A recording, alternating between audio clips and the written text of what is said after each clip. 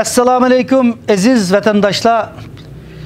Bugün Xitoy hukumatining Sharq Turkistonda epirayotgan vahshiy qirg'inchiligi, insoniyat qarshi ishlayotgan jinoyati, irqiy qirg'inchiligi davom qilayotgan bir vaqtning o'zida Xitoy hukumati bütün vasıtalarını tanımay, her xil usullar bilen 21. asırda vahşi cinayetini devam kılatıdı. 100 günden aşkan karantin banası da halkımızı açlıkka mahrum kılıp, nurgulluğun insanlarımız açlıktan ölgen veya ölüş girdağı bir vatkan bir vaktinizde tönögen vatanımız Ürümçi'den kelgen kaygılı hava yüreklerimizni pamparça kılatıdı. Bizga kelgan ma'lumotlar qarag'an chaqda dastlabki ma'lumotda 10 necha kishining o'lganligi xabari kelgan bo'lsa, mana o'tgan soatlardan buyon bu sonning 50-60 ga yuksalganligi, davomli yordar bo'lgan insonlarimizning o'layotganligi va ba'zi uchurlarning qamal qilinayotganligi bizga yetib kelyotdi.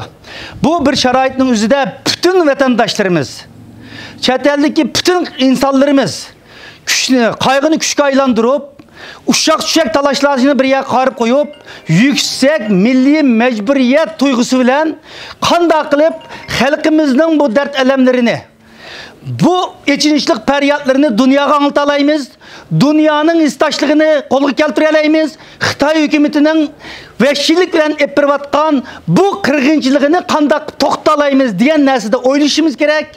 Başka duruşumuz gerek ve başka duruşlarla kalmay emeli hareket götürüşümüz gerek.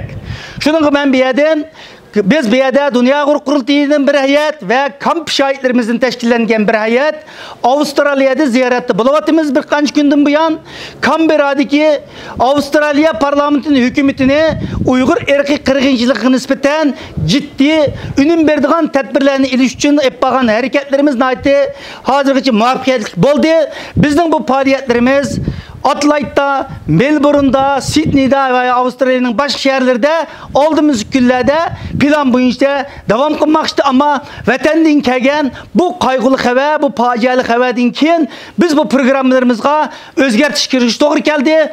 Ben öte Germaniyaga merkezi qaytiman, Ömer Kanat Washington qaytimiz, seferimiz mişe to'xtatmoqchi, to'xtatib, mushu bugungi ciddi bir kriz vaziyatida qanday qilib xalqimiz bilan bu hareketni kuchli hareketga aylantirish masalasi haqida hareket etmoqchi. Bizning kamp şahitlerimiz ve bir kısım kurultay rahbarlari programni boshqa qismlarini davom qildi.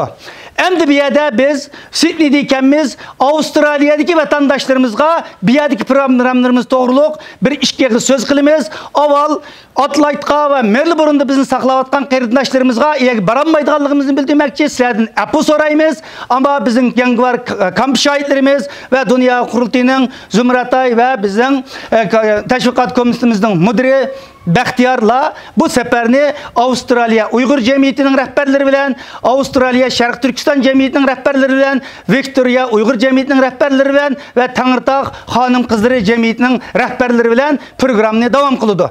Sydney'da bizning yurttaşlar bilen, vatandaşlarımız bilen kurultay rehberlerinin bulduğun uçuruşunu da programı özgertiş kirgizdik.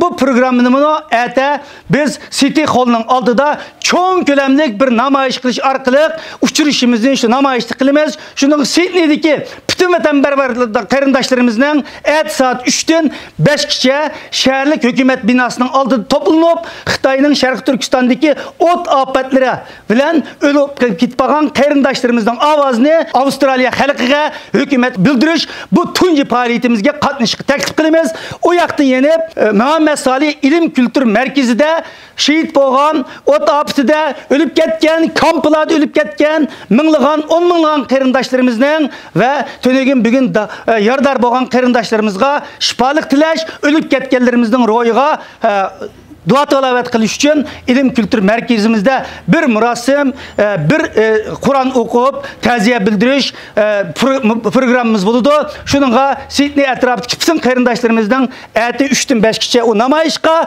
onun dinken İlim Kültür Merkezideki bu hatmi Kur'anımızga teklif qilamiz. Faaliyetlerimiz muşuna devam kıldı. Şununla bütün qarindoshlarımızda bir 2 günlük vaktimizni çıkarıp, hizmetlerimizde ruhsat sorap, bütün energiyamizni, kuchimizni mushu bo'layotgan kritik bir dönemdeki vaqtdagi mushu vaziyatda bütün aql o'shimizni, mushunga jalb qilishimizni, bütün energiyamizni mushu qirg'inchilikni to'xtatishga, dunyoni harakatga o'tkazishga, Xitoyning bu jinoiy qilmishini so'roq tortishga, diqqatimizni shunga tortishga chaqiriq qilamiz. Hammanglarga ko'p rahmat. Biz har qachon birga bütün teşkilatlarımızı, bütün qarindoshlarimizni bugün keçti buladigan telefon yig'ini orqali bütün dünyadagi teşkilatlarımız nima qila oladiganligimiz haqida ciddi bir yig'in ochmoqchi. Shuning bütün teşkilatlarımız bunun rahbarlari bu to'y yig'ini qatnash orqali ko'pning aqli ko'p bo'ladi. Buningga bir kishilik has qo'shinlarga taklif qilamiz.